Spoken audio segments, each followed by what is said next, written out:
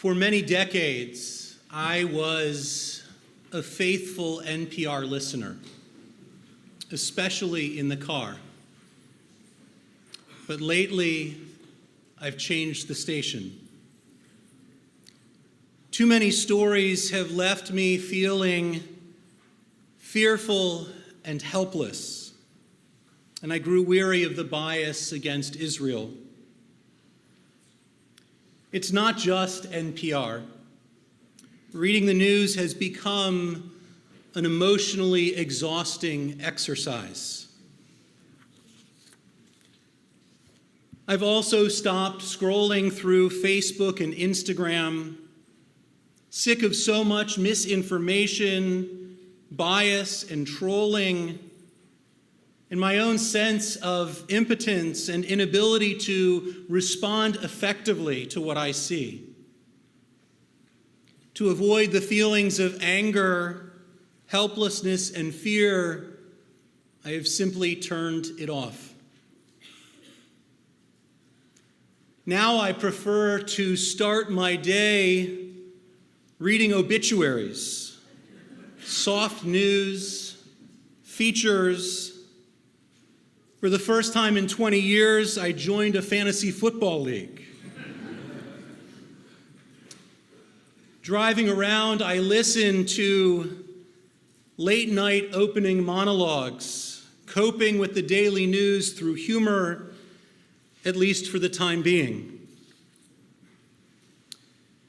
I worry I may be left with only the Jimmy Buffett cassette that is stuck in the tape deck of our classic Toyota Camry. Though it is calming to hear that come Monday, it'll be all right.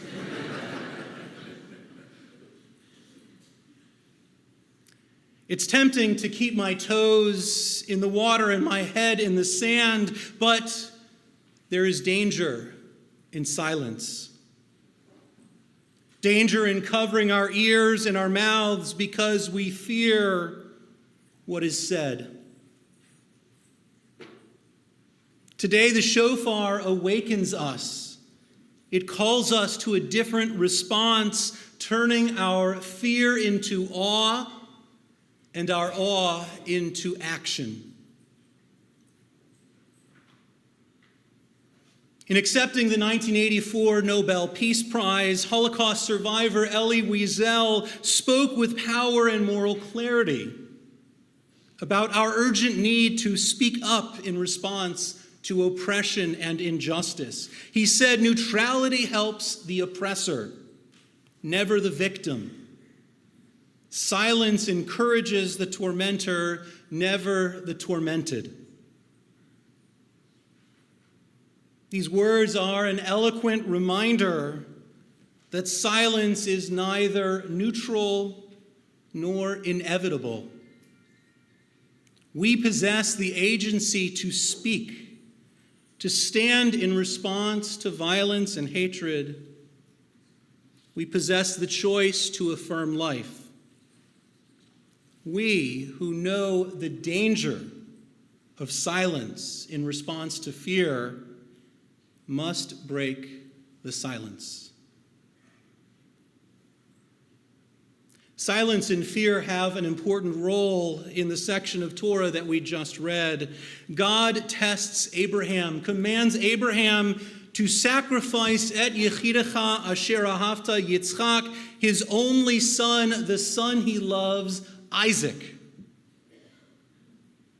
Abraham gets up early, he gathers wood and servants, and he prepares to sacrifice Isaac in silence. Abraham's silence is chilling. It stands in sharp contrast to Abraham's response a few chapters earlier when God threatened to destroy strangers in Sodom and Gomorrah. At that point, Abraham argued passionately with God. He spoke truth to power. He said, "Will you sweep away the innocent with the guilty?"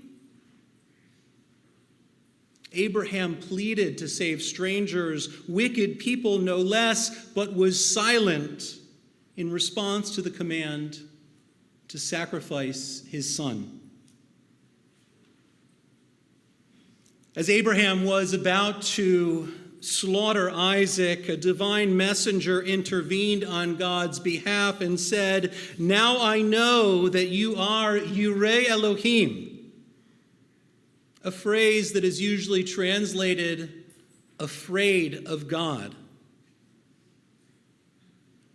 The messenger implies that Abraham's silence and complicity meant that he feared God.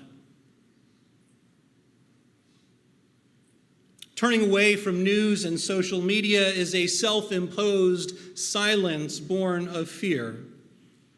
I fear hearing what I do not want to hear, reading what I do not want to read. I fear feeling powerless against a tsunami of ignorance, disinformation, misinformation, and bias.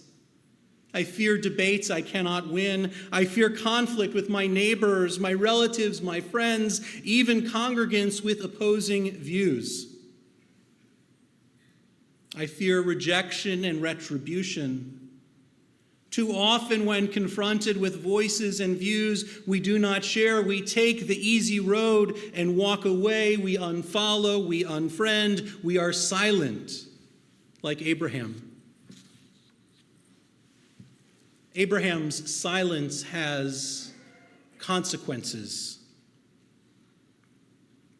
While Abraham and Isaac ascend the mountain together, Torah only mentions Abraham descending. Abraham and Isaac never speak again. The following chapter opens with the death of Abraham's beloved wife, Sarah, and many commentators explain that Sarah learned of what had happened and died of a broken heart.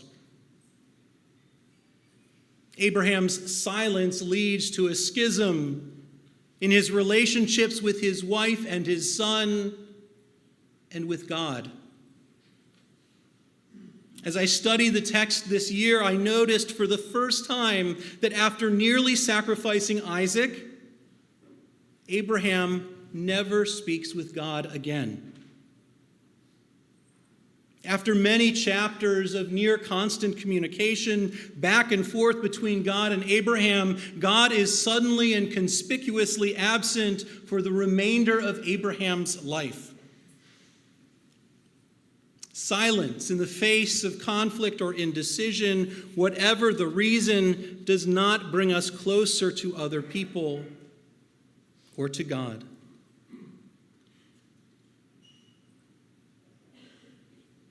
But as you may have noticed in the translation this morning, the words Yireh Elohim, fear of God, can also mean awe of God.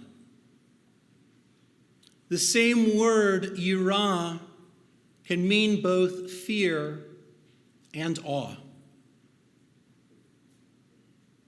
Rabbi Abraham Joshua Heschel, the 20th century theologian and social justice advocate, spoke to the connection between fear and awe. He said, "Fear is the anticipation and expectation of evil or pain.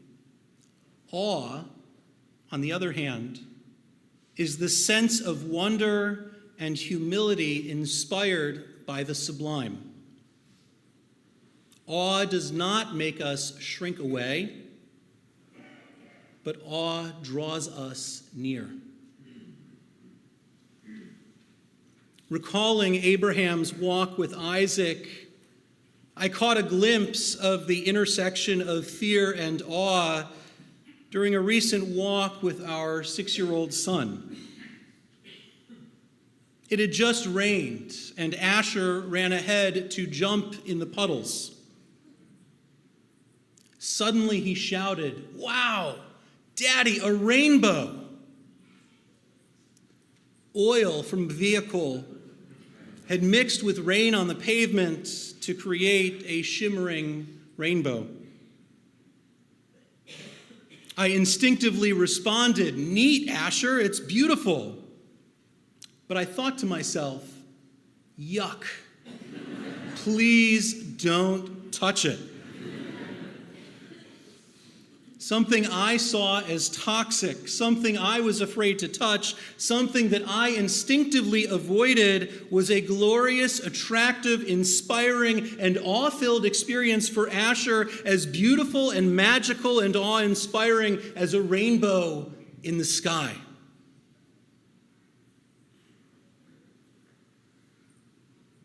We may take to heart Elie Wiesel's message against silence. Silence is not neutral. It is a choice, and it is dangerous. When anti-Semites on the right or left seek to silence the Jewish community through fear and intimidation, we do not hesitate to step up and speak out. When we see injustice and oppression, even when we are not the targets, our response must also be to step up and speak out. Fear cannot cause us to shrink back in silence. Awe must draw us into engagement. In this way, we support each other and our vibrant, sacred center for Jewish life. After marching from Selma to Montgomery, Alabama with Reverend Dr. Martin Luther King Jr., part of a nonviolent protest for civil rights, Rabbi Heschel was asked whether he had found time for prayer in Selma. Heschel responded that he had prayed with his feet. For Heschel and for Reverend King, nonviolent engagement was a form of prayer. Action was an expression of awe. Retreating into silence would have been fear. We can transform fear into awe by not by walking away, but by walking toward each other. We can transform fear into awe not by silence, but by speaking, not by avoidance, but by meaningful engagement. Many in our community have shared that this year especially they are struggling with two specific prayers in our liturgy that we just heard, the prayer for our nation and the prayer for the state of Israel. The struggle is consistent and the discontent is real with countries we love and leaders with whom we disagree. These struggles reflect our fears, and yet prayer is an act, an expression of our hope. Our challenge, especially now, is to maintain our sense of wonder and humility and hope, to find hope, to remain open and hopeful, especially when we are feeling disillusioned or have shrunk ourselves or drawn away from what is happening. In the week ahead, I want to challenge all of us to commit to having at least one conversation with a friend, a neighbor, a relative, on a topic that you have been avoiding because you were afraid of what they will say. You can tell them your rabbi sent you. Approach the encounter with a sense of hope that some good may come out of it. Listen, even if they do not listen. Ask questions, even if they do not reciprocate. Try to better understand their views and their fears. take a moment to appreciate your shared humanity, open to the possibility of transforming fear into awe. On this Rosh Hashanah and in the year ahead, may the sound of the shofar awaken us from our silence, open our ears and eyes to the injustices that surround us. May we gain the ability to look past our fears and that which divides us and approach the new year with a sense of awe and hope, recognizing our potential for unity, justice, and peace. Amen.